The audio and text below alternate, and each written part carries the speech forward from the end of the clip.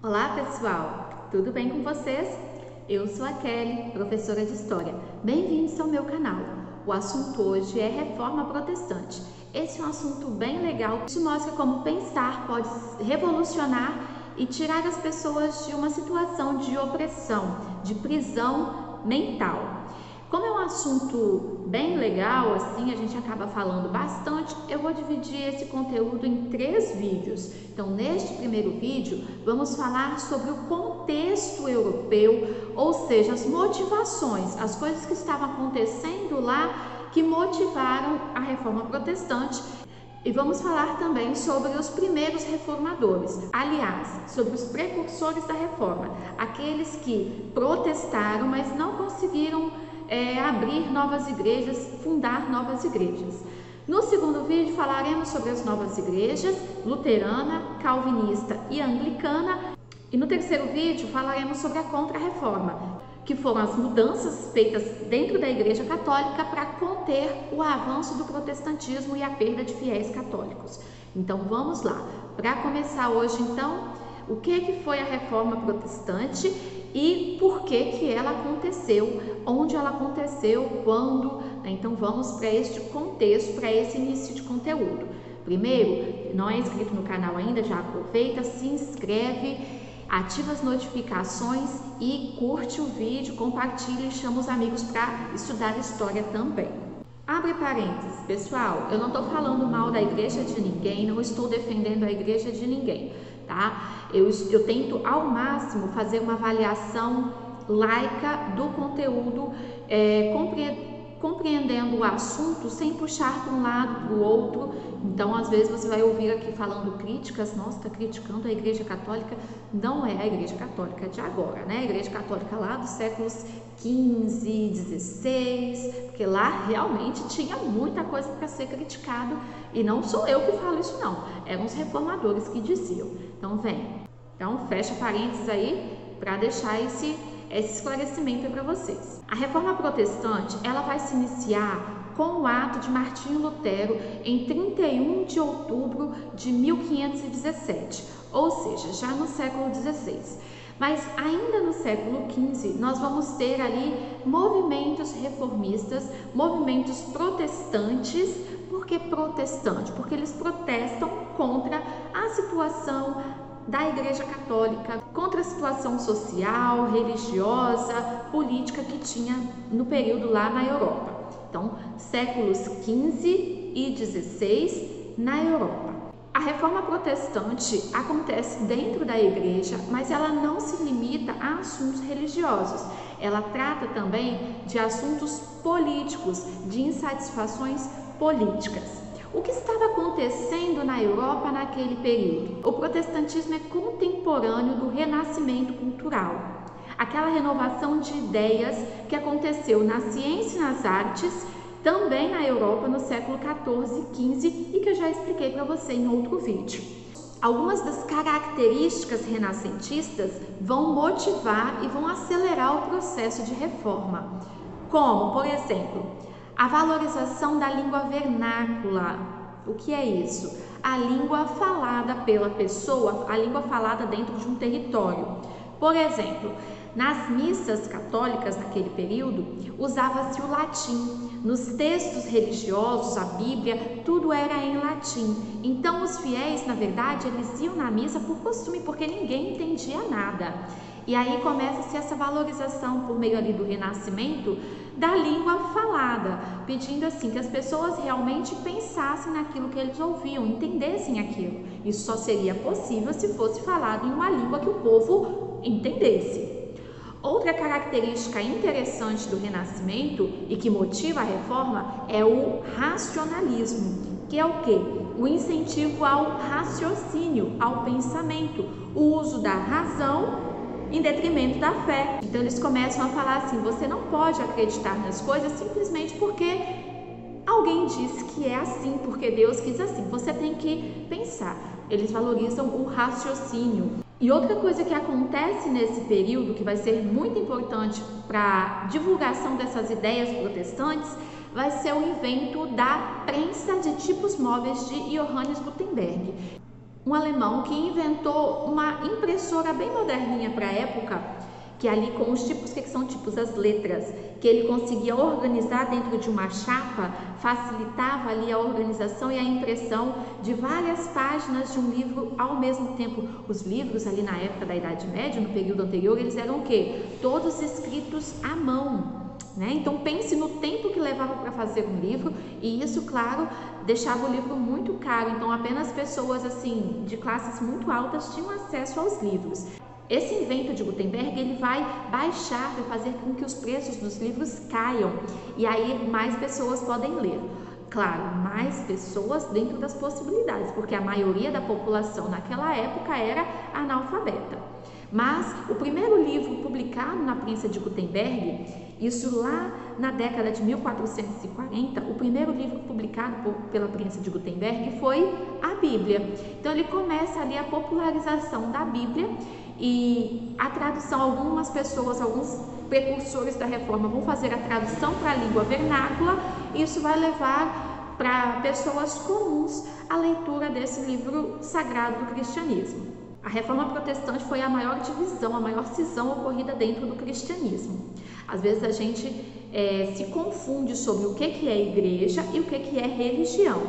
Religião é muito mais amplo do que igreja.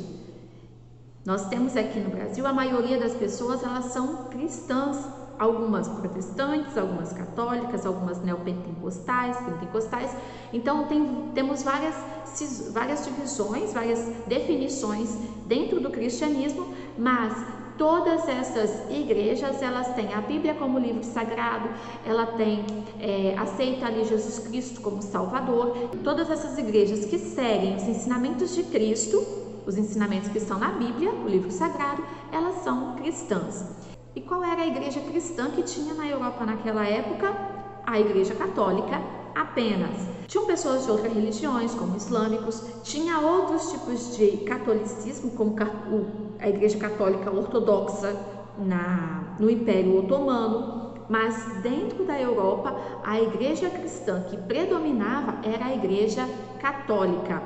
E pensando no período medieval, que foi o período anterior, nós vamos notar uma grande influência da igreja em cima das pessoas. Aquele período em que as pessoas tinham uma expectativa de vida muito baixa, uma divisão social em classes bem restritas, bem definidas, onde o seu nascimento definia a sua classe social, se você seria da nobreza, uma classe dominante, ou se você seria um servo, uma classe subordinada. E durante o feudalismo europeu, essas divisões sociais, elas eram mantidas pela igreja. A igreja dizia que a estrutura social era uma ordem divina e imutável, ou seja, ela foi feita por Deus daquela forma, por isso ela não podia ser modificada. E por vários mecanismos de dominação da mente das pessoas, a igreja dominava, influenciava e controlava a vida, porque a maioria das pessoas não tinha acesso à Bíblia, não sabiam ler. Então o que os padres, o que o clero, que é a classe formada pelos líderes da igreja, o que o clero dizia era verdade absoluta. Então nós temos um crescimento muito grande do poder da igreja durante o feudalismo. E agora, nesse novo cenário político, econômico e social da Europa, a partir do século XIV, XV, nós vamos ter também um movimento para modificar a situação da igreja. E qual cenário é esse? Vamos pensar. Estamos num período de fortalecimento do poder dos reis. Esse poder deles acaba se chocando com o poder da igreja, porque muitas vezes eles queriam botar ali uma regrinha, queriam fazer alguma coisa, mas as leis da igreja limitavam, não permitiam isso. Outra coisa, eles começaram a observar que muito dinheiro, muita riqueza pertencia à igreja, porque as pessoas pagavam dízimo, as pessoas faziam doação de dinheiro, de terra para a igreja em troca da salvação. Então eles pensaram, esse dinheiro pode vir para os cofres do meu governo, estas terras que pertencem à igreja podem pertencer a mim. E aí nós temos uma insatisfação desses reis e príncipes que começam a enxergar benefícios numa reforma, numa mudança dentro da Igreja Católica. Outra coisa que acontece no período, renascimento das cidades, do comércio, enriquecimento da burguesia. E o que a igreja dizia? Dizia que era pecado ter lucro, era pecado ter usura, e isso batia de frente com os interesses da burguesia. Então a burguesia não podia ter lucros, não podia emprestar dinheiro, os banqueiros não podiam emprestar dinheiro e cobrar juros, eles não podiam cobrar um valor diferente no produto vendido a prazo. Então esses interesses aqui da burguesia enriquecida se chocavam com os interesses, com as coisas que a Igreja Católica pregava. A Igreja Católica pregava uma coisa e fazia outra. Esse era outro motivo de descontentamento da população e de algumas pessoas dentro do próprio clero, porque, detalhe, o movimento reformista não vai acontecer de fora para dentro, ele vai acontecer de dentro da igreja para fora. Pessoas ali do próprio clero vão começar a ficar insatisfeitas, a situação da igreja vai começar a incomodar monges, padres, teólogos, professores de teologia dentro do próprio clero. E quais situações são essas? Quais situações estão acontecendo na igreja que vão escandalizar membros, pessoas do próprio clero? Hipocrisia, eu gosto dessa palavra. O clero, ele era hipócrita. O que significa isso? Que eles falavam uma coisa para a população fazer e faziam outra totalmente diferente. Por exemplo, o celibato. Celibato, os padres não casam.